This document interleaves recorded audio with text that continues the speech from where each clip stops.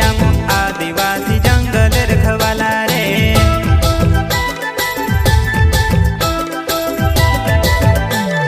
चल जंगल जमीन काज पूजे रे आदिवासी दुनिया ने रखवाला रे। बाप देव खतरी काज पूजे रे आदिवासी सबसे निराला